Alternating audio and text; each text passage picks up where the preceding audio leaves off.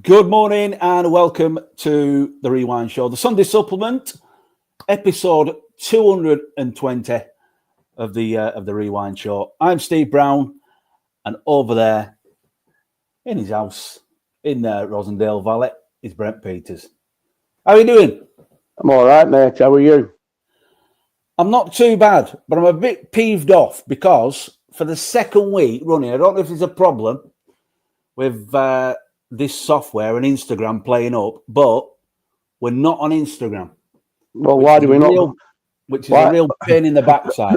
Why do we not switch off and get it sorted and come back on? No, I think it's beyond that. I think it's the software I use. I don't know if there's a discrepancy with the companies and Instagram wanting a piece of pie, and similar to Twitter, where Mr. Musk made it a subscription site, didn't he? So you have to pay to actually do live stream on his account, where it used to be all free, Brent, didn't it? Well, yeah, it did. So I'll look into that. Because we do have a lot of viewers on the Instagram page, but I will share this afterwards on Instagram, and that way they get to watch. But if you're watching it somewhere else, go and tell all your mates on Instagram that we're on Facebook and we're on YouTube, and you can watch us live. How are you doing? I'm okay. I'm all right. Busy week, of course. Busy week, busy summer, busy. But unfortunately, I'm working around a load of blinking not rights at times. It's difficult. You've been dealing with the building trade, and it's frustrating, isn't it, Brent? Well, it is frustrating. I mean, it drives me mad because, listen, if I knew then what I know now, I'd have probably got a load of my contacts and a load of mates and gone, listen, we've got a project going on here. Listen, I'm going to pay you. We'll do foreigners. Just get a few days off work, take some holidays, get a few days off work, or even come in at weekends and let's get this blinking place sorted and blitzed, right? And paid them however I wanted to pay them, right? But what's happened is we've done it all right. Well, whether it's the right way or wrong way, I've gone through a guy that I can't knock because he's a coach at the club. He's been involved with the club for a long time with a junior setup. I'd like to say that he spreads himself thinly on the ground, but that's his problem, not my problem. But it is my problem at the minute because he did take on board the whole project, and he's the one that's coordinated the people that are coming in, the contractors that are coming in onto site. The only one that he hasn't really coordinated is the plumber, because I thought, well, I'm not waiting. I did that, and I thought I'm not waiting as long as I'm waiting for everybody else. So I sorted the plumber out, which were Davis and Banda, and he's been as good as gold. Yeah, fantastic. But what happens is, and I can't understand it at all. Like, what happens? Somebody will come in on site and they'll start. Now, in my opinion, if you're starting something, you stay and finish it. You don't disappear after a day and then don't come back for like 10 days and then come back and then pick up the pieces and then start again, and then disappear again for a few days, and then you get a random text message on your phone, oh, lads will be in again tomorrow. No, that's absolute crap to me. You're trying to keep everyone happy, but you're keeping nobody happy. Well, it's crap. It's just rubbish. I'm not going to name names. I'm not going to name which sort of a contractors are doing it, but they're doing it, and it's like I'd have been better off seriously going down the road of because I know enough people. In fact, when I think right back to the time when we revamped the clubhouse when I took over, 28 years ago, if I remember, and we had a bar built. There was a pub company, a local pub company, and the lads who were working for this local pub company at the time took holidays, took a couple of weeks off holidays, and they actually built the bar and blitzed it because that's what their job were. And really, Exactly, and I just think to myself, really, when I think about it, that's exactly what I should have done. I should have just collated like a few people. I mean, for instance, even I mean, we haven't got to the stage really yet of the joinery, but I sent Pete Trembath a text yesterday because brilliant. My head were ticking over a little bit, and I'm thinking, we were talking about it yesterday. When I said you probably need to get in touch with Pete because he did a great job on my media part, and he's well renowned. He's a good chippy.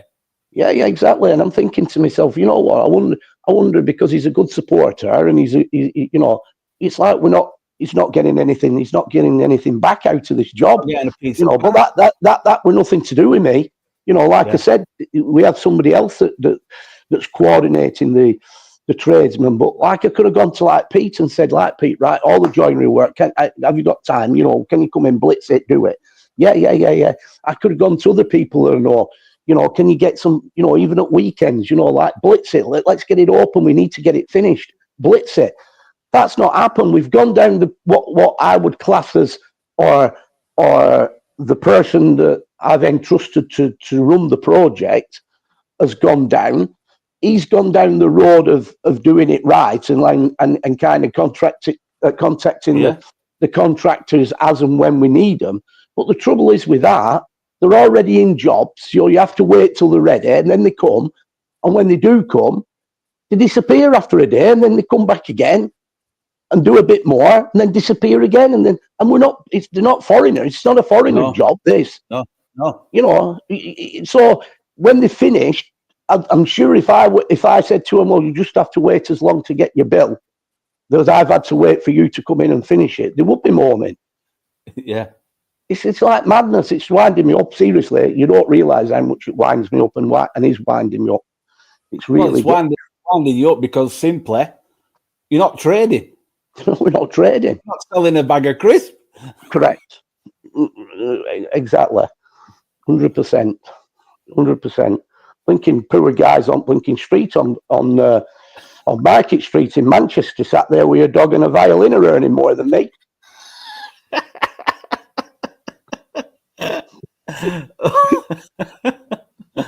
Anyway, let's get down to business. Let's get down to football because that's what we're here for.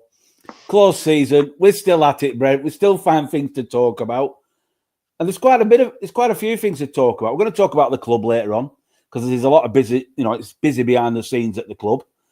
But let's talk about a topic we were talking about a few weeks back, and that was Ange at Tottenham Hotspur.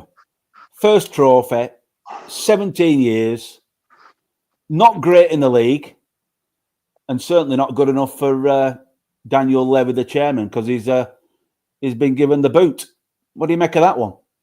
I just think that just epitomises what football's about these days, and has been for a. I think Alan Shearer said something the same on socials. Said it's gone mad.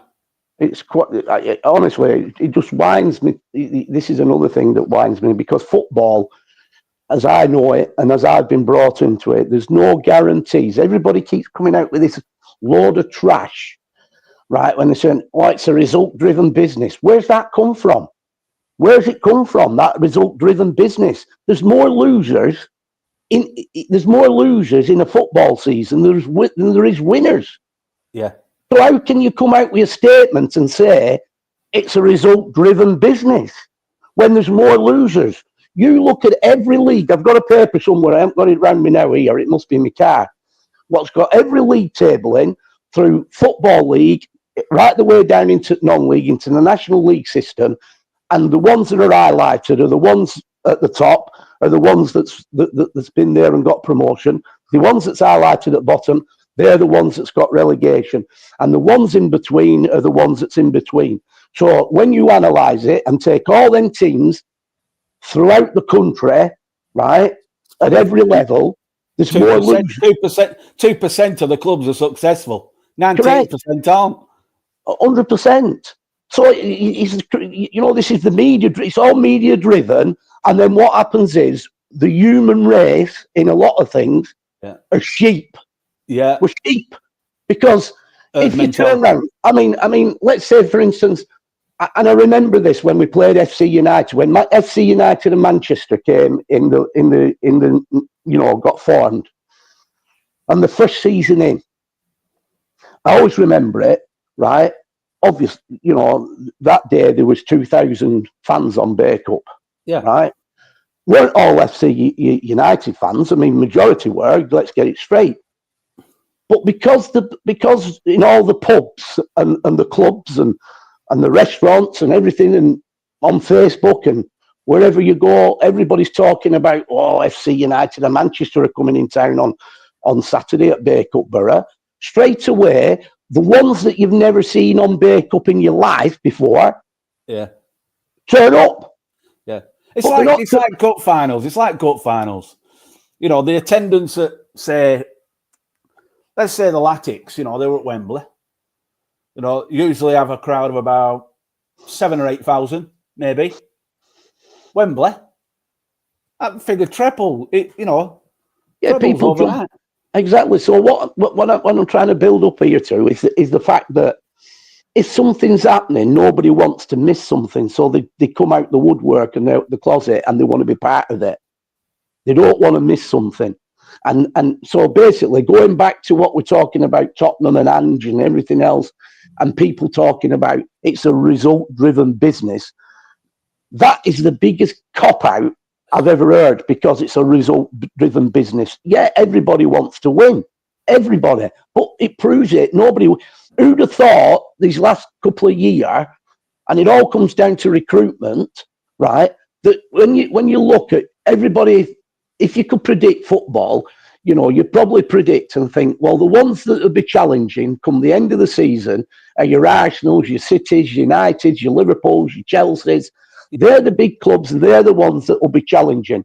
And that'll be a repetition every year. All of a sudden, it's so refreshing because you haven't seen your Tottenhams, and I'll throw Tottenham into that. You haven't seen your Tottenham, Manchester United challenging. And to a point this season, you haven't seen Manchester City challenging, right? So what's happened is, all of a sudden, you've got your Bournemouth challenging, you've got your Aston Villas challenging, you've got your Brightons challenging, your Brentford's challenging. Teams at the other end what are normally at the other end of the table. Which is great for football. Of course it's great for football. But this is my point. Football's football. It doesn't. There's no given. No. There's no given. Just because your name on the door. Right. Because your name on the door is Man City and Man United, you've not got a given right to... people go out there, they recruit right, and they go out and they'll compete, and and it is what it is. You go back to Tottenham, and you look at what's happened to Tottenham the last couple of years, or certainly this season. Ange has been dealt a bad hand because he's had nothing. Be key players, he's just had a bad run of injuries, right? But he's gone about his job gracefully, done it. Set his teams up, still played exciting, expansive football. You forget that last season, he had a 5th place finish last season. This season's not been great, like you rightly say. Bags of injuries, caused problems, but he's brought silverware to the club, and that still doesn't seem good enough for the chairman and the board of directors. Yeah, but you've got to look at Tottenham as well. Ange can hold his head up high, and to me, and another thing that's really he's definitely leaving through the front door. Well, yeah, and another thing that's wound me up with the Ange situation all season. Just take the Europa out, or just take that out of it a minute. The biggest shithouses in all this, the biggest shithouses, and I'm sorry I'm swearing, are the press. Yeah, the press lead all this. The press lead it. They set it up, don't they? They set it up. They're the ones that set it up. So they're the ones that probe the questions. They're the ones that put under pressure. Sow the seeds. Yeah, exactly. Yeah. It's the case of making the bullets for others to fire. Yeah, and that's what they do. And now the thing that they've got what they wanted in a daft way because it makes stories. They've got him sacked, right? They're now coming up with stupid names. Well, but they're as happy as Larry because it's another story now, and now they're kind of directing their attention on Levy and the club and the directors and saying It's ridiculous, really. They shouldn't have happened, but they've built him. It's the same way when David Beckham were coming on the scene. They built David Beckham and built him up and built him up and built him up, and then they blinking absolutely floored him. Yeah, killed Same him. situation, killed him, absolute killed him. So the press have got to take some of this, but it is a lot of it is the gutter press. 100%, definitely, but then you know, at Tottenham, he's got to look at himself, because look at the managers; they can't all be. They've had some top managers in that club. Pochettino, Jose Mourinho, Conte, who's just won the Serie A. Yeah. You know, 3 there. And now Ange comes in. Okay, not a great league season, and wins a trophy, and it's still not good enough. It's still not good enough. I'm not quite sure what Daniel Levy... I don't think he knows what he wants. No, it's a strange one, but it's happening. I said it before, and I said it every level. Every level. The reason why Tottenham, and they keep bleating, that's the first trophy in 17 years. Well, I'll tell you why it's the first trophy in 17 years. Yeah. Because they've not had continuity. Absolutely. That's why it's the first trophy in 17 years. There's no solid foundation at the club. And if you look at teams, you know, I mean, listen, it's a live show this, so I have no thinking time, you know, because I'm going out live. But if you look at teams that have always done well and probably punched above the weight, are clubs that have always stood by their managers for long stability. Stability. I mean, the one that springs to mind until they've been, you know, they've been at loggerheads is Accrington Stanley with John Coleman and Jimmy Bell. You know, they were longevity at that football club, and they've had difficult times. You're going to have difficult times. We said it when we opened the show. There's more losers than what there is winners in any football season. So get rid of the manager, get rid of this, get rid of that. It's rubbish. He's got continuity. So for me, a good chairman, a good chief executive, a good board of directors, they should identify what they want. They should realise what they want for what they're about, what the club's about, and what they want. They should identify the manager or the coach that they would fit that ethos of the club. Fits it. Bring him in, speak to him, bring him in. He's the man. Put the cards on the table. This is where our club is. This is how we do it. This is how we expect you to do it. And we will back you and back you to the hilt. And then that's how it should be. But it doesn't. You know, couple of bad results, few bad results. The fans start going, this is shit watching this. This is rubbish. You know, and you know what fans are like. I hear it all the time at Lincoln, and I'm not naming names or anything. You hear it at Burnley. We've heard it this season. They're fickle, but I've heard it this season at Burnley. You know, I'm close to people who support Burnley, and they're going, I'm not so sure this Lincoln manager's the right one, what we got in for. Well, hang on, have you looked at his record? Have you actually studied what he's done in previous clubs? You know, well, he's had a relegation. Oh, so what? Yeah, of course he's had a relegation. Yeah, exactly. Of course he's had a... And then going through saying, it's dire this, we can't link him by a goal, but we're not conceding. We're still picking points up. You know what I mean? They chat shit. This is what I mean. This is why I've gone mad sometimes when you're comms and I'm listening back on it and I think, what the freaking hell's going on? It's freaking madness. You love it, you know, really. Yeah, but you know what I mean? Yeah. I mean, let's go on another one. You know, I know now. When I was growing up, there used to be a nursery rhyme. Simple Simon met a pieman going through the fair. Right? Yeah. Well, all Simons must be simple because today be blinking. That Simon we've got rank club smashed me bloody car door on a skip when he's got in through the skip. You know what I mean? I mean, how blinking bad can you be? He's actually opened my car door, I park near the skip, but there's plenty of room. He's got in my car. He's sat in my car. We're talking. Next thing, bang. He's opened the freaking door, out, bang, against the freaking skip. Now I'm going to have to go and change my car because there's a big dint in it. And then the empty head turns around and says, get a sucker and pull it out. Pull it out. He's gone right down to metal, you blinking idiot.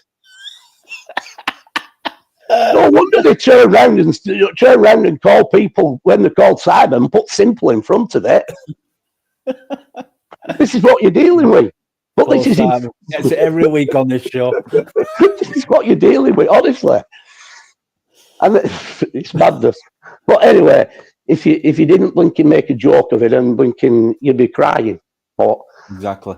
I'm not. But you're right with the manager situation. It just seems to. It's frequent. It happens, as you say. Fans get a bit restless. Directors get a bit twitchy, and before you know it, he's out the door. But I don't think he'll have to wait long for his next job. Do you?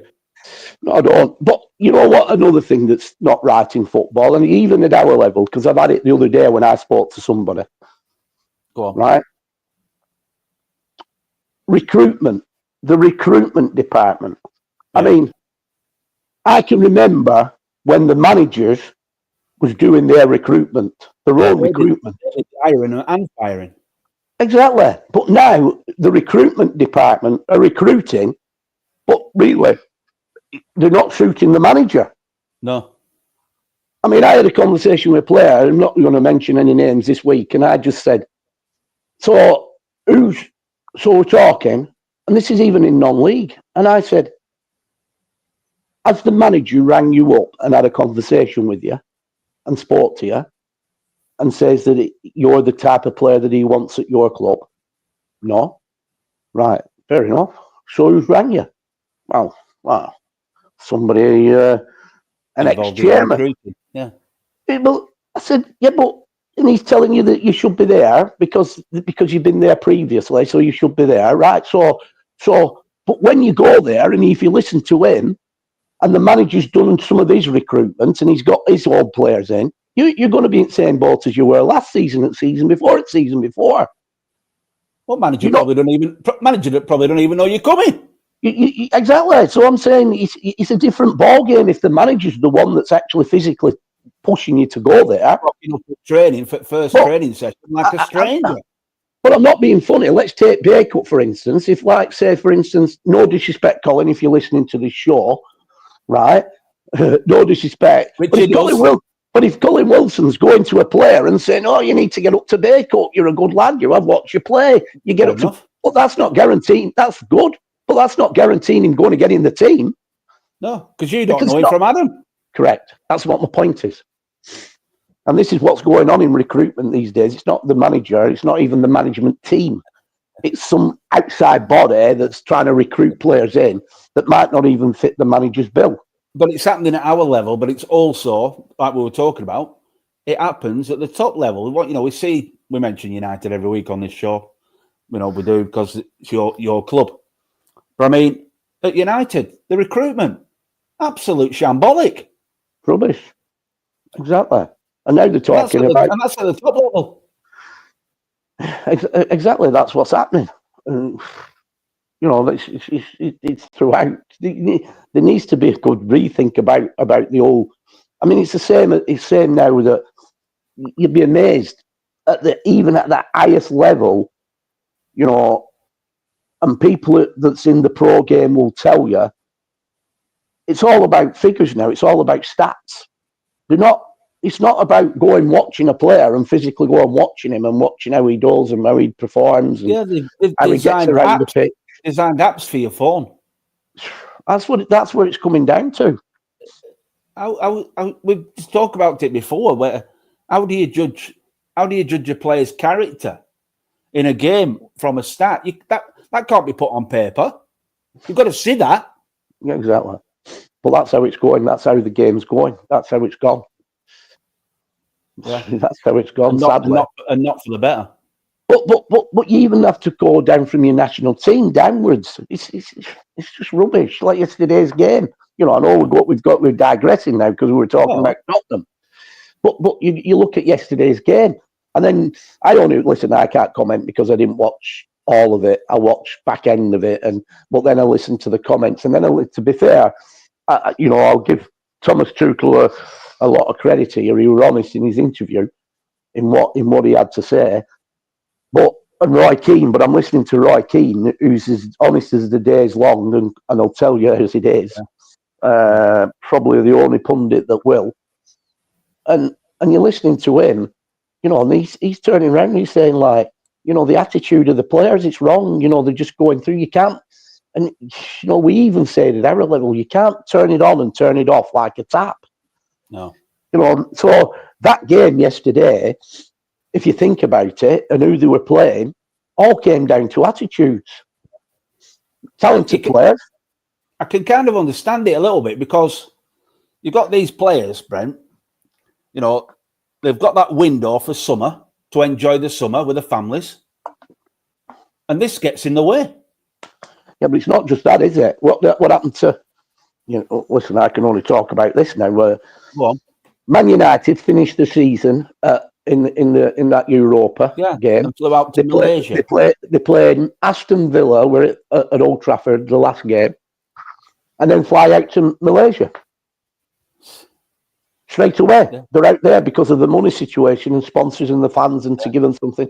So they're out there because it's. They have to say we're playing too many games of football in a season. Yeah, exactly. It's hard for FA Cup and this and other.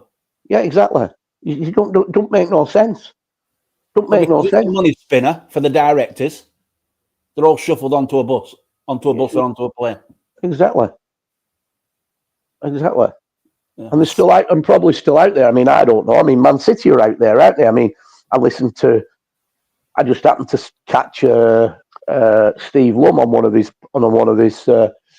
Man City podcast things, and he's out there in Johannesburg and all that. But he touched on that Man United and Liverpool are out there, so they're out there. So the players still must be out there. Yeah. So where does the family time come? Well, this is what I mean. They'll not get much of it, but then they wonder why they're trotting around the pitch and Roy Keane's coming out with comments like they look bored. Yeah. Yeah, exactly.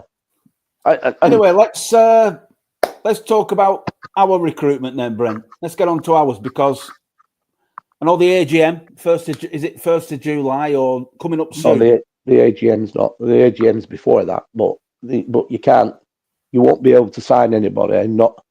Listen, clubs that are signing contract players, they can announce them now. They can announce them because they signed a contract, but they ain't signing a league form because there's no league forms and any other leagues out. But you can sign if you're taking somebody on contract. I mean, Ollie Hodgson signed his contract yesterday, and that's on the portal now. That's gone. I'm glad you said that, because I've got a picture. I wasn't going to mention it, but like you said, he's signed an official FA contract. Excellent player, good season last year, Brent, and well deserved. Tremendous, and we're came off the bench in every game, which says a lot, and scored quite a few goals from the bench. The kid will keep developing and can only get better. And was that a no-brainer for you then when end of season? Did you already have it penciled in that you were going to 100% the ladder contract? 100%. He proved what he could do. He was still at college. He proved what he could do. He'd come into the club. Hit the ground running, even from training. I remember him. Well, fantastic attitude. I remember him turning up for training, and lads, and he was just banging goals in for fun in training, and lads were going, "Wow, who's this player? Who's this lad?" And then, the kid. But again, it's all about your support mechanism, and the support mechanism. He's got a good family behind him. His mum and dad follow him, and the one thing I've got to say in compliment here, because I've had players throughout my time, and one thing that. It's just listen. When you've been in the pro game, it's a well-known fact that parents and players, coaches tend to dismiss. That's why they have barriers, and parents are over there, coaches are over there developing. And what tends to happen sometimes, a parent will start getting involved with his lad on the pitch, trying to give him instructions and things like that. But that can be conflicting to what the coaches are telling them to do. So they shouldn't do that. And, you know, it goes without saying that I have this thing about, you know, we're at senior level and nowhere should parents be getting involved when a player is at senior level. Whether you agree with the manager, whether you agree with the coaches or not, it doesn't matter. The fact of the matter, yes, it can be frustrating. I go watching, you know, Ali Jack, my grandson, and I go watching, obviously, Matty James and Reece James. And there's been times when both Matty and Reece haven't been in the team and we've gone watching. I'm sat with Linton in the stand and you know, you're frustrated because you're going to support them and you're going to, you know, your allegiances are with Matty and Reece and not with the actual club they're playing for. Obviously, you take an interest in the club that they play for because they're representing that club. But, you know, when the manager, or if you're playing a game and you think that the player's doing all right and the manager takes you off, you get a bit frustrated. Well, can't understand that. But there's reason. There's also, sometimes when a manager takes a player off isn't because he's having a bad time. He might want to change something and, you know, he might decide that he wants to go for it. So, you know, put an attacker on, so he'll take an holding midfield off, or he'll take a defender off, or whatever. So there's all reasons. But while you're there supporting, you'll get frustrated. Now I understand that because I'm a father and a grandfather myself, so I get that. But you get parents that'll try and interfere, and they shouldn't interfere. And I've got to say that in the time that Ollie's been with us, and even though he's got good, you know, support mechanism with his parents, and his dad knows football, and he's been involved in football, but he doesn't say anything. He just, you know, no doubt there's been times when he's turned up at games. He's never said anything to me, but I know for sure he's probably been frustrated because Ollie hasn't started, or he's been frustrated. But he understands the mechanics of football and how it works. Correct. So he stays respectful and keeps out of it. Yeah, exactly, and that's how it should be. That's exactly how it should be. But you know, we're pleased to have got him on basically a 2-year deal. I mean, he's the future. There's others behind him. There's others coming behind him that we've got down. It's just that the thing is, at this time of the season or this time of the year, I'm not being funny. I'm filling that many more forms in than a blinking solicitor, barrister taking a bloody statement off a criminal. Seriously, you know, you've got, you know, AGM. So for AGM, I've got a blinking pad full of blinking files here I've got to fill in. You get me? Yeah. You've got to fill them in ready for AGM. And the thing is, you're on dead. It's like, so when you start, so this is how it starts, right? So the first thing you've got to do is you're on deadlines for the for your retain list for the FA. So if you don't make that deadline, you're leaving yourself wide open. So what's your priority? Your priority is to get that boxed off. The next thing is, from that situation, it's the league that you're playing in coming up to the AGM. So there's all sorts. Every year the same thing happens. There's more blinking forms to fill in and sort out than a blinking Philadelphia lawyer, right? So basically you've all them to fill in. So once you get them boxed off, then you can literally physically start to concentrate on boxing the contracts off and signing them, and then getting them off. So, like I said, there'll be more. There's more to come. It's just a case of, you know, when we announce them. Yeah. So the fact is that Ollie's went up yesterday. Went on the portal. So that's, and you've already got Kyle. He's over the line. Kyle's already over the line. Yeah. So. What is about another, without going names, probably another 5 or 6? Yeah. And there's some new ones going on that have already agreed. But like I said, it's just a case of getting them on the portal and getting them into the FA. But you're talking about recruitment, you know, it's the same. There's nothing, everything's the same in this generation to the generation 40 years ago when I was said, nothing changes. It's a meat market. And the trouble is out there, right? I'm talking now non-contract. Yes. what happens is, right, so if you're signing a contract player, you can sign them. That's not an issue. You can sign them. You can't sign if it's a non-contract player, you can't sign them. There's nothing for you to sign them on because the league forms don't get released until the first. Well, they'll get released before that, but you can't put them on the league portal until the 1st of July. So you can put them on the league portal at the 1st of July. Now, the trouble is when you're trying to speak to players, and the trouble is there's people out there, seriously, managers, not coaches, forget that, take that out of it. There's managers that some of them can't lay straight in bed, I'll be honest, right? Because they offer them the world, right? And deliver nothing. And what happens is, which is easy to do, I could say to a player today when I come off the show, I'll tell you what, come to Bacup, I'll give you 200 quid a week, right? And he goes, yeah, I'm having that. I'm coming. Because nobody else will offer 200 quid a week, right? So he'll come training pre-season, he'll come training, 1st of July, he'll sign a form. So he's on that form. It's a non-contract, but it's 200 quid. But first time it comes to trying to pay his wages, you probably only get, this is what happens at some clubs, 150. Well, it'll be 200. Oh, well, we'll sort that out next week. Or it might go down to 100, or it don't go at all. This is what happens. Now, the first thing I say to a player, right, I'm going to tell you now, if you're a type of player that wants money, right, we all want money, but I don't want to speak to you because I don't want you coming to Bacup because you want money, because that's false. For one reason. I want you coming to Bacup because you want to come to Bacup. Because you want to win trophies. You want to be trying to challenge for trophies, right?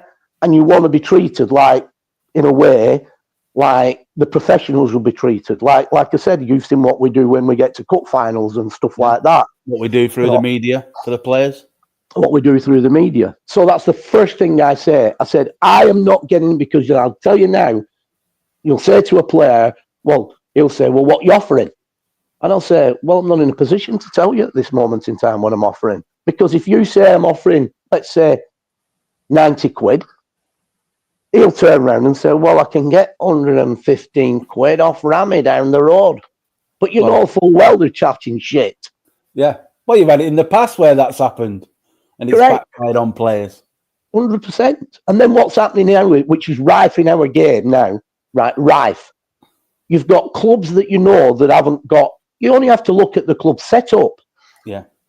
If a club hasn't got anything going for it, look at what's going through the turnstile and what's going on. So you think, well, where are they getting that money from to be paying that? So there's only two ways.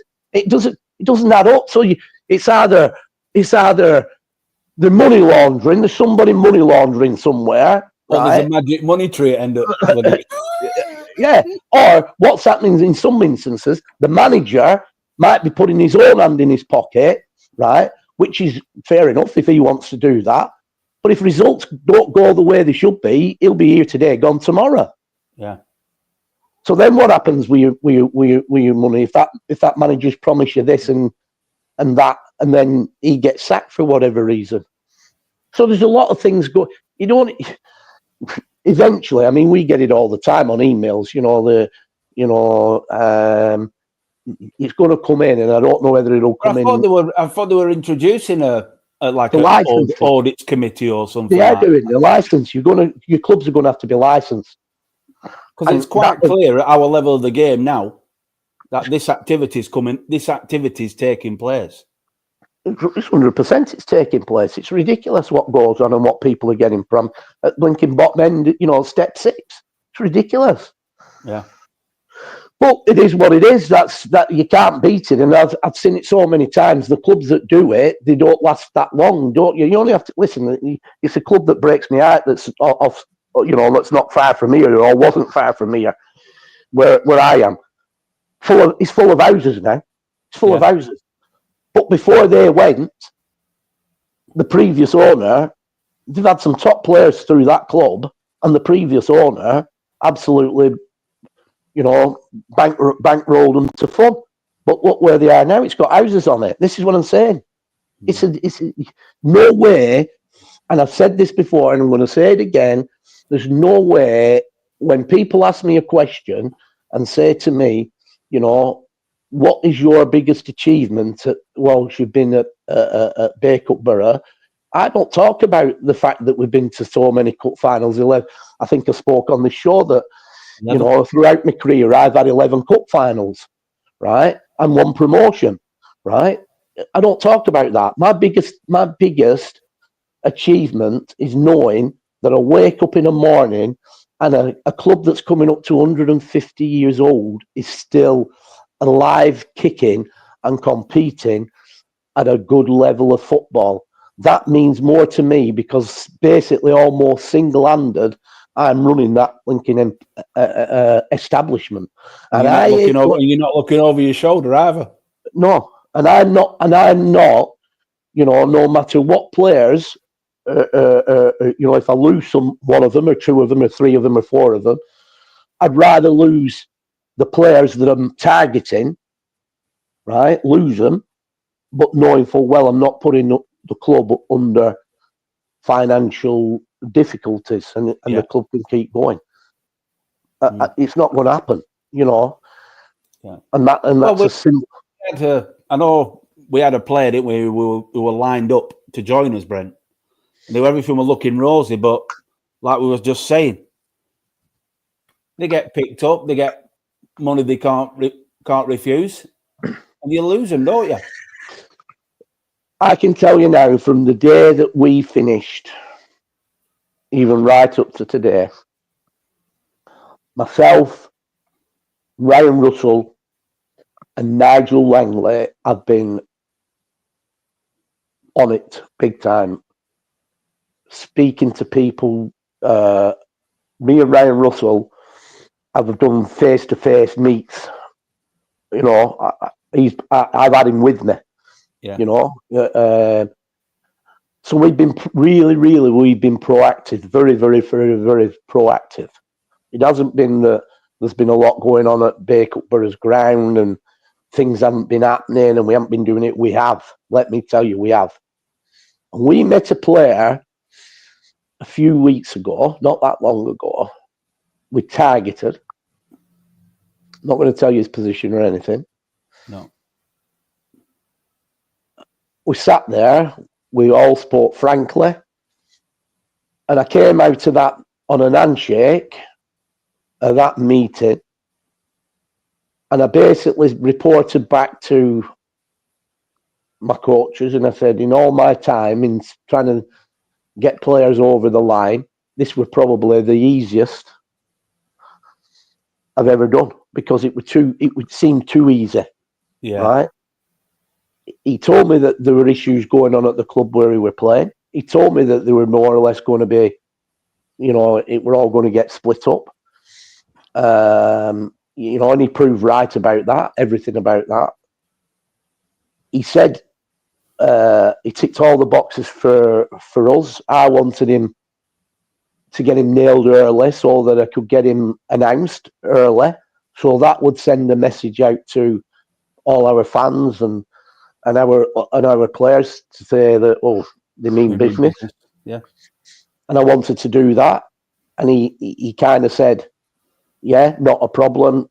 I'm going away for a few days. When I come back, we'll sort it all out. He came back after he'd been away and he suddenly went quiet. Yeah. So you know that there's something not right at the minute. And then eventually, from being quiet, he's come out from under his stone, if you know what I'm trying to say. He's come out. He got enough courage to tell you. Yeah. And then when he comes out, he then tells me that a couple of the offers that he's had, he's then got his head turned, nothing to do with us, but he's had some terrific offers, but they've come from, so the figures that he's told me, whether I believe them, because I know the clubs he's talking about, is another matter, but I'm not going to just turn around and tell a player you're a liar, right? No. Let him find out for himself. But the fact of the matter is, I know the clubs that he's talking about, and I have to think. I don't think he'll be. I think it's probably not right that. But anyway, we have to take it on face value. But the other thing which is always frustrating, but it always doesn't work out because they think, they have egos, these players. And the fact of the matter is, both clubs were Premier League clubs. And obviously, to come to Bacup, it's coming down. Yeah. It's coming down. And their ego doesn't allow that, even though, I've seen it so many times before. They'll go and then they won't get in, and then they'll be begging to come. They'll be begging to come to us. So, I've been doing this a long, long time, and I just know how players' mindsets work. Until you've actually physically. This is why I don't say nothing. This is why when you come on the show, weeks ago, you've not heard me once turn around and say, "Oh yeah, we're speaking to him," and we're speaking to him.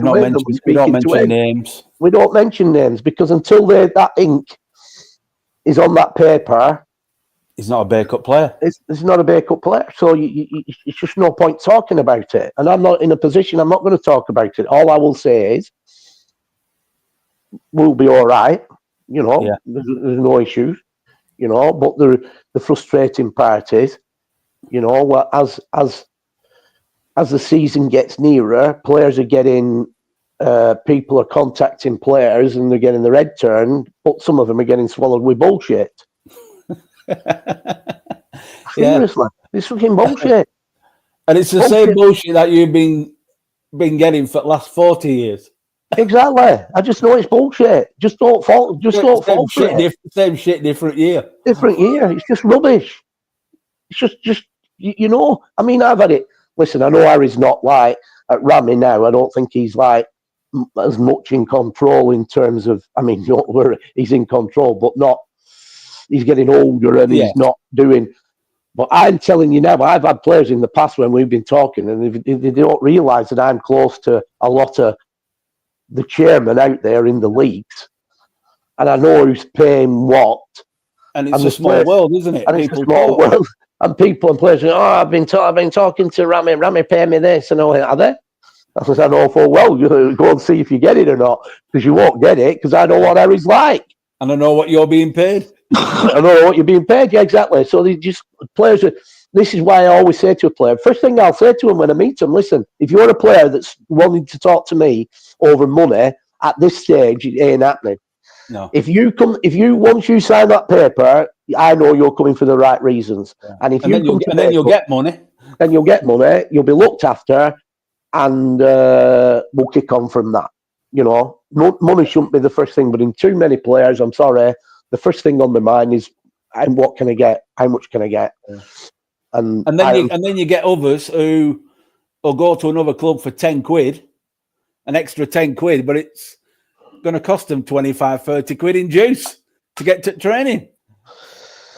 Well, that's another thing. But like, I had a conversation with one of our players only on Friday. It was a good conversation, actually. I were in Liverpool. I took Deborah to the cancer hospital, and I'd gone away and sat doing my work in my car, and then had a long conversation with one of our players, and I run for quite some time, going through everything. It was just a frank conversation with us both, and we were talking then, about healthy squads and having an healthy squad to compete to help you get through the 9 month or whatever, to get through. But the big problem that you've got, as much as that you want an healthy squad, and you go out at the start of the season and you get your healthy squad, the players, if how can I best explain this so it comes out right? If you've got a first team player that's probably played every game, more or less every game for you last season, let's say. Yeah. So he's a regular and he's been pretty consistent. Yeah. And you bring in another player that would be consistent and regular for, let's say, I don't know, for any club, let's say, for instance, Main Road, and he was pretty consistent for Main Road, and you brought him in as well, all of a sudden you've got two players competing for a position that are experienced players that have been consistent in the position, fighting for the position. And if you do that again at centre half, and you do that again at in midfield, and you're doing that, all of a sudden you've got, in reality, at the beginning, you've got potentially two first teams. Yeah. But they're all good players, but they're not good unless you've got them on contract. They ain't thinking staying. Because if the player from that was with you consistently all season from Bay Cup, that were there last season at Bay Cup, and he were consistent, and it's impossible to drop him,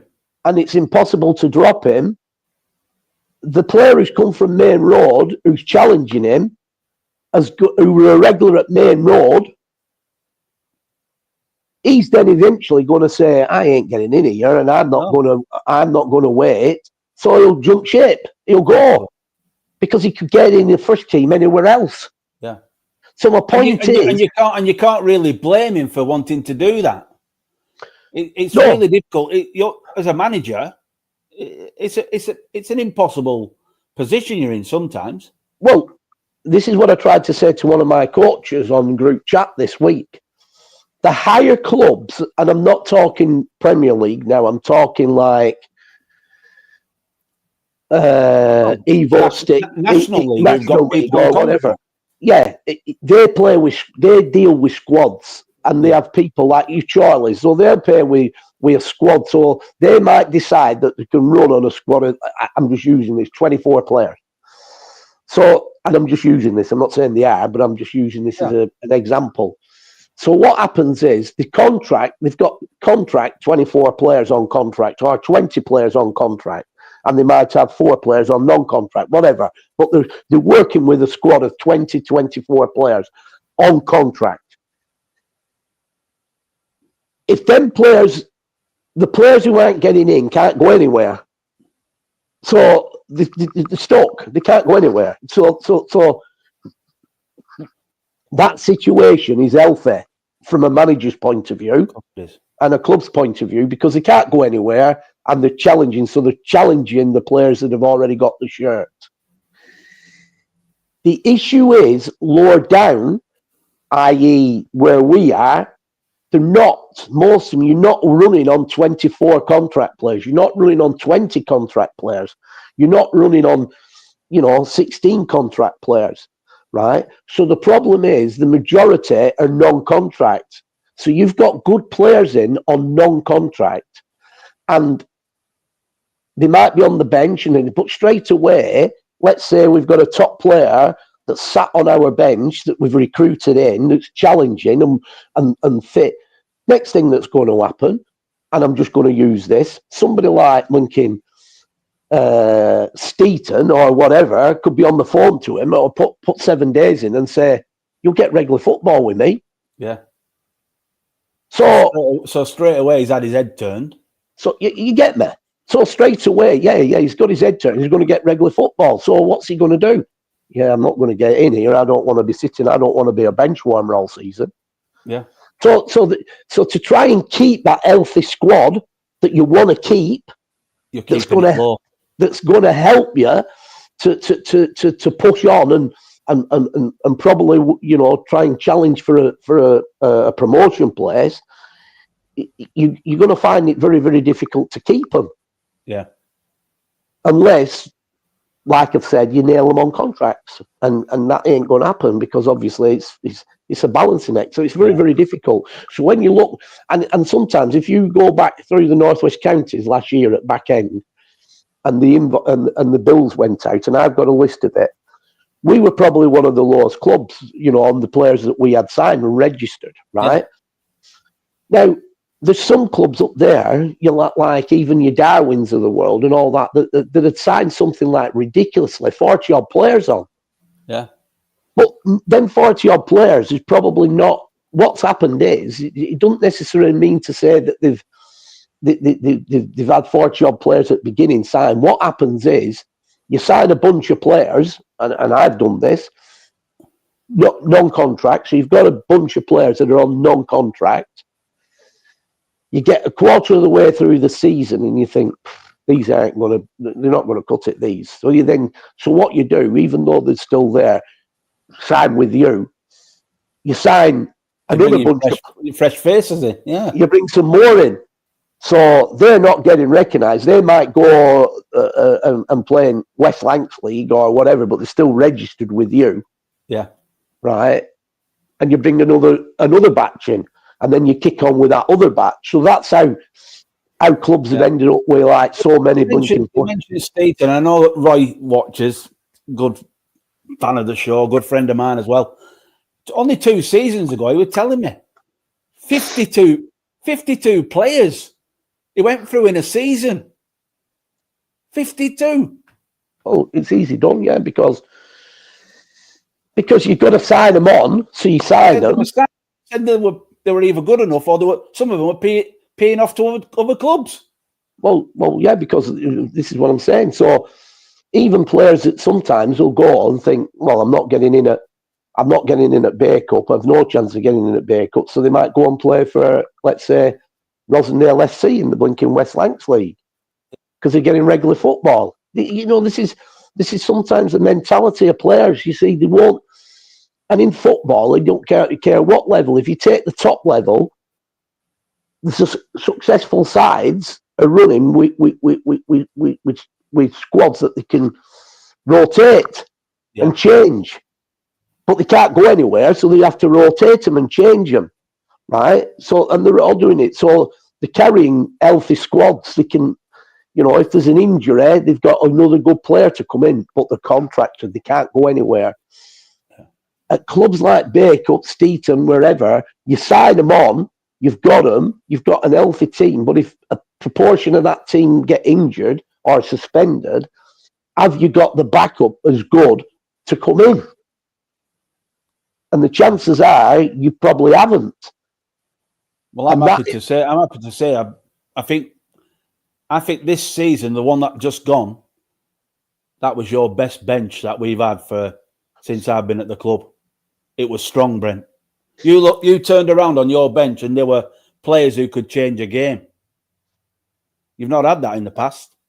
No, I agree. I agree. But this comes down to, and a lot comes down, it's the same when you turn back up at pre-season, and I'm trying to educate my coaches on this as well. Don't forget, I've been around the game a long time, so I'm not, you know, so I've got a couple of coaches that, even though they're good at their job and really, really good, and have the utmost respect for them, in certain situations, they're a bit blinking wet behind the ears, you know, because they're like asking questions, you know, well, surely you must know what we need. You must know what we go. Well, I wouldn't know if I weren't operating with any contract players, which I am. I wouldn't know what we need because I don't know who's going to turn back up. Yeah. Well, you told me a story about, I think it was Colin Little. You were doing training, and I think it was just the back of summer, and he was going for the first pre-season. And I think Colin asked you the question. He said, "What we expecting, Brent?" Because there were only about 4 or 5 turned up. No, what happened were I weren't operating on contract players at this point. This particular time, and we played Main Road. I think it the year was 2010-11, or it was either 10-11 or 11-12. But you just look back, we won the Macron Challenge Cup at Tameside Stadium. We beat Main Road handsomely. Handsomely in that game, and they were a good side with Main Road. Let me tell you, a very, very good side at the time. But we had an exceptionally good side, you know, captained by, I think, Davy Luke, who were in the team, and, you know, I think Daniel Cox was in that team, Adrian Bellamy, you know, with some really, really tasty, good, really, really good players,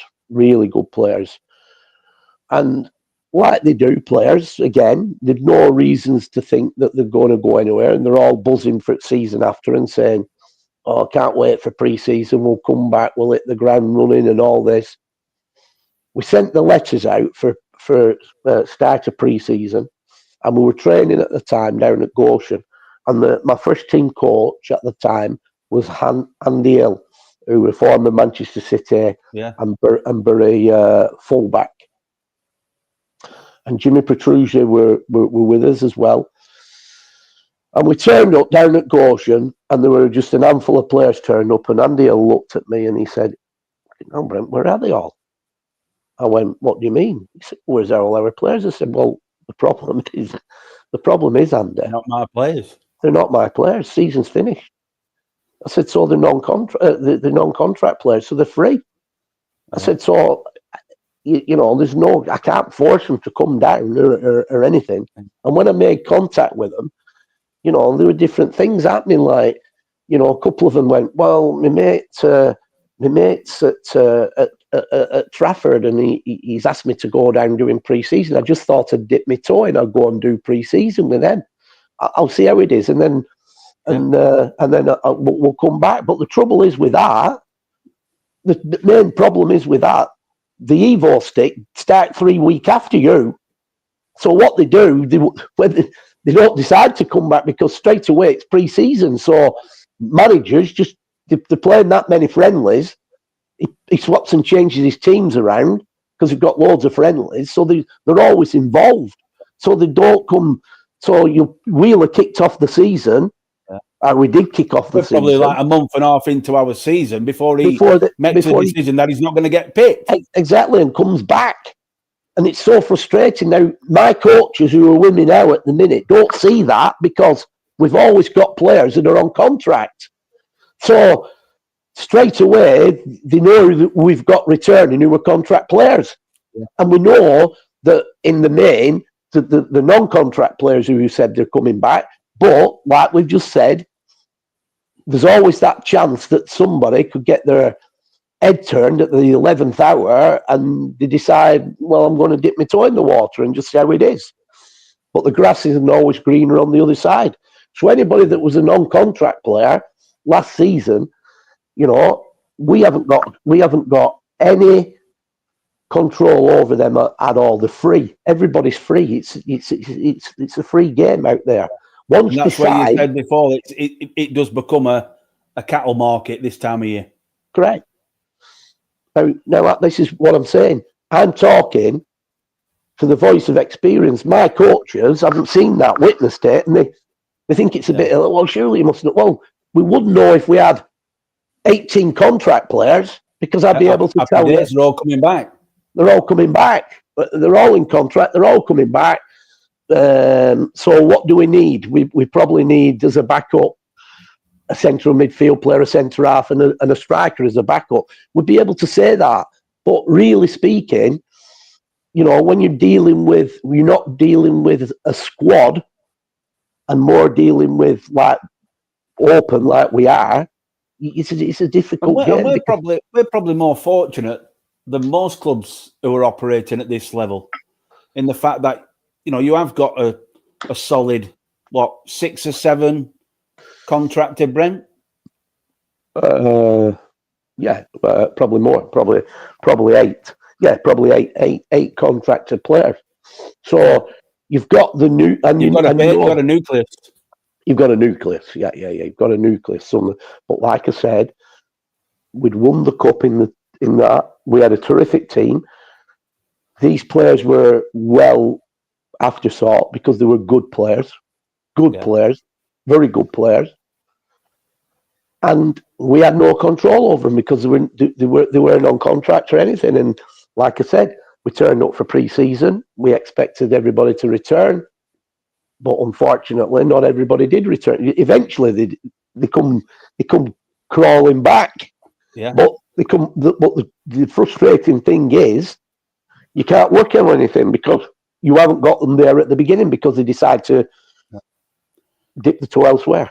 And the thing is, as well, it makes it difficult for you because someone who you have selected has started to play well. You can't exactly just kick him out of the team These players have got to work their way back into the side. Well, yeah, that's another one. Yeah, exactly. 100%. But the Interesting. grass isn't. Listen, the grass isn't always greener on the other side. I've said it so many times. You know, you only have to look at the. You know, people can say what they want about.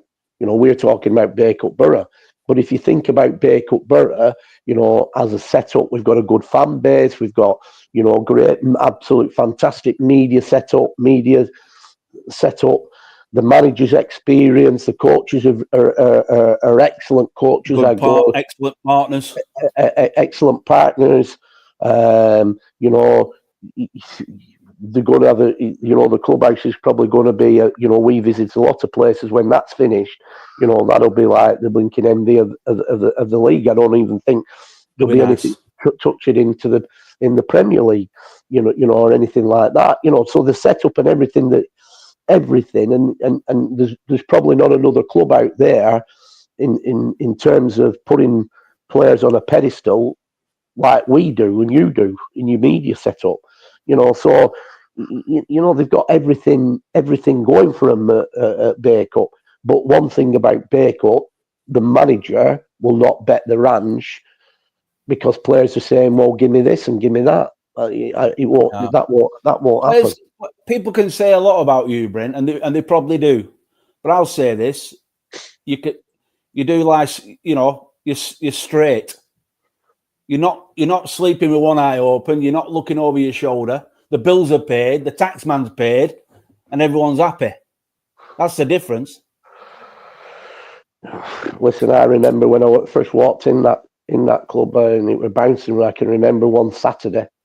And somebody tapped me on the shoulder and he went, "If you're ever struggling for money, you know where we are. We'll." And I knew. I don't think, no, it's all right. Thank you. This ain't a laundrette. You know what I mean? Thanks, but no thanks. Listen, you know, but you've got to do things. You know, you've got to do things right by the board, and I think, you know, the powers that be understand. And this is why I think this licensing, it will come in. I don't know whether it'll be this season or next season. It's a great idea. It needs doing. But, you know, it'll happen because they know they're not stupid. No, people aren't stupid out there. They think, you know, you only have to see and what goes on. You don't have to be a fantastic mathematician to understand what's going through Turnstile, what's being taken over at Bar, and how much a centre forward's on every bloody week to realise the sums don't add up. Yeah, exactly. But listen, everybody to their own. They do what they want to do. You know, it frustrates me as a manager, and I have to say this because I'm wearing two hats.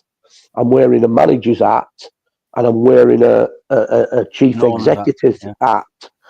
And what frustrates me is at times when I see that some clubs have passed us and gone on, but I know them clubs that have passed us have had, you know, they've been mismanaged in a way and been throwing money at things, but the mighty comes back down. I'm not going to name names. You only have to think.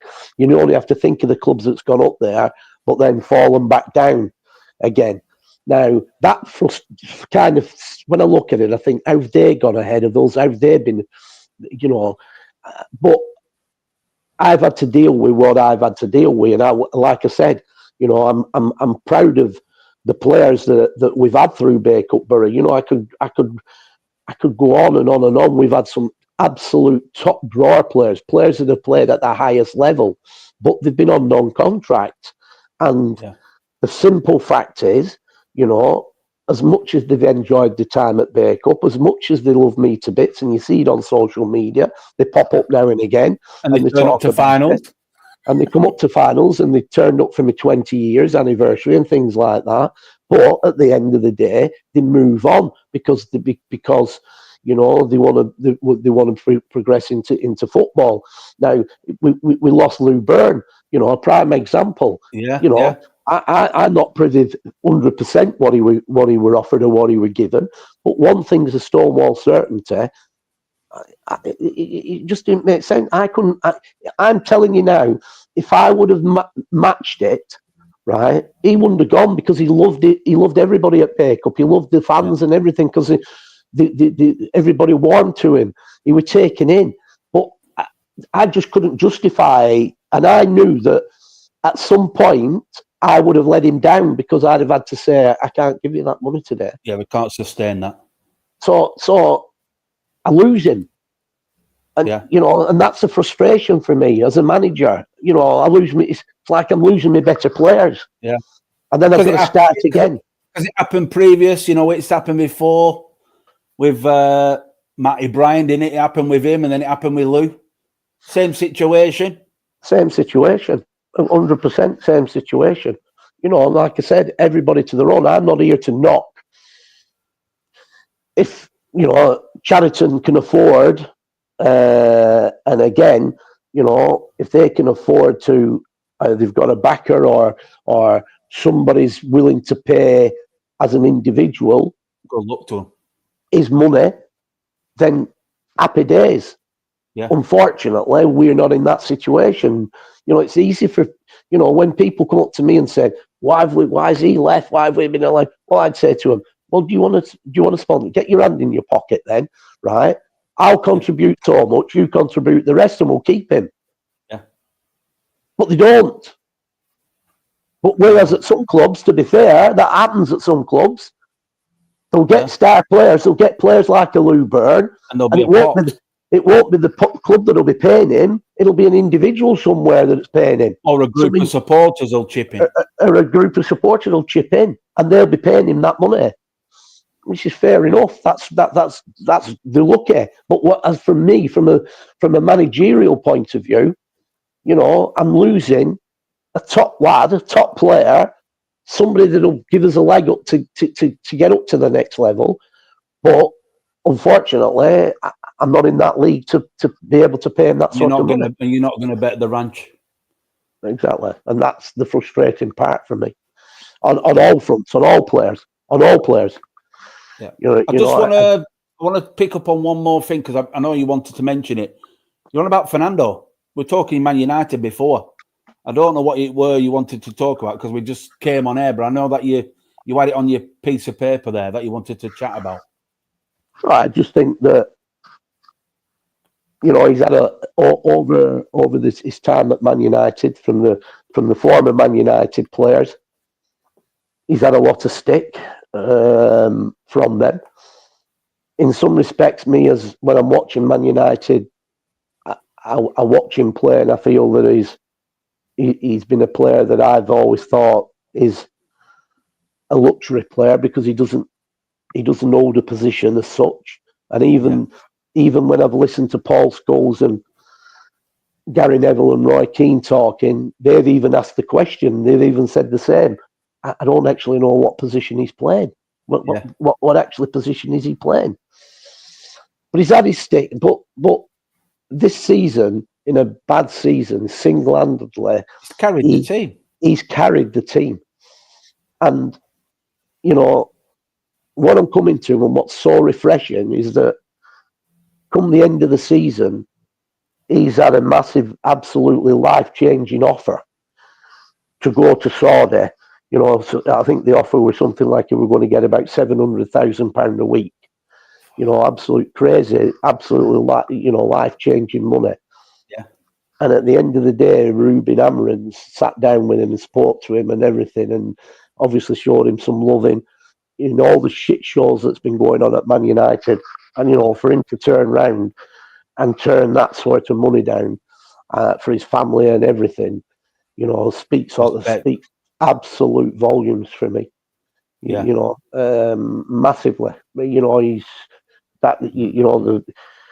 The Manchester United fraternity, old and new and current, just should show him the utmost respect. They'll be loving that because there is a lack of loyalty in the game at every level. We spoke about it. Loyalty is very thin on the ground. Yeah, exactly. And this is what brings me back, in a daft way, even down to our level, what we've just been talking about. he's turned that sort of life-changing money, even though he's a millionaire and, you know, in what he'll get at Man United, multi-millionaire, what he'll get at Man United is still life-changing money. He's been made for the rest of his life and his family. But he's stayed on, you know, and he wants to carry the baton and run with it in hopefully a new regime of Manchester United come next season. If you bring that down to our level, the same thing is, you know, there's been times where we've had players that could have moved on to a higher level, but have stayed loyal because, you know, they're not money driven. And they believe in what we're trying to do. And they believe in what we're trying to do, and everything. And again, you know, on the same principle, I've just got the utmost respect for them sort of people, and you know, them sort of players, and that I just think that is absolutely incredible. And you know, you look at that sort of money that they're talking about. We're not talking about, you know, the money we're talking about in Northwest Counties. You know, that's frightening money, and he's turned it down. Yeah, massive respect. Anything more to add, Brent, before we wrap up show 220? Well, I'd just like to say congratulations. It were the West Lancashire League's presentation last night in AGN. I'd just like to say a massive, you know, congratulations to Rosendale FC, who will be playing in a charity game on the 5th of July. They picked up the winners of the Richardson's Cup. But I'm a little bit. You listen, it's nothing to do with me, and I know we can all have our axe to grind against authorities, you know, leagues or FAs. No more so than us at times. Than us at times, yeah. But it's disappointing when I'm looking on social media, and Hasland and St Mary's, who won the, you know, the LFA Shield winners, and I think the reserve team won the Stuart Rowe Memorial Cup, but they weren't represented at the presentation to pick the trophy up. Now, listen, I you know, this is just me saying this. I mean, no matter, in my opinion, no matter what your feelings are about your current member clubs, what your feelings are with them, what your feelings are with the league management committee, what's happened during the season, or what's happened with the FA, I still maintain that if you've got something to pick up, you should be represented. I think that is. Yeah. I'm a little bit shocked at Hasland and St Mary's. I'm sure they'll have a reason for not going and not being represented, but even if they have got an act to grind with the powers that be, I honestly believe that somebody should have been there to. Yeah, you've worked too hard, haven't you, through a season not to actually go and collect. Yeah, I think somebody should have been there and representing the club and collecting their. But we always send Colin on our little excursions, don't we? Well, Colin and the dog. Yeah. Well, last couple of years, I think Andrew's gone, and unfortunately, Andrew can't go this time. But Colin's going again, so Colin's going, which we appreciate. Listen, I'm extremely busy. I'm juggling a load of things. I'm more busier this year than what I normally have, unless I am forced to go and sit in Blackpool for 2 hours on a Saturday morning, right? Unless I'm really, really forced to go out, I'd rather send somebody else because I've better things to do. And I don't mean that in a derogative or demeaning way. I just feel that obviously I'm carrying a lot of. And Colin likes to go because he gets a weekend away at Blackpool. Yeah, that's right. He'll take his little fishing rod and he'll sit there up here and we'll worm at end of his dog, and he'll hopefully catch a crab. or if he does go down in back streets and you'll catch a few crabs. Exactly, that's what I'm going to say. Might for catch a few. On that note, Brent, 220. Well done, mate, and I'll see you next week. Top man. See you later. See you later.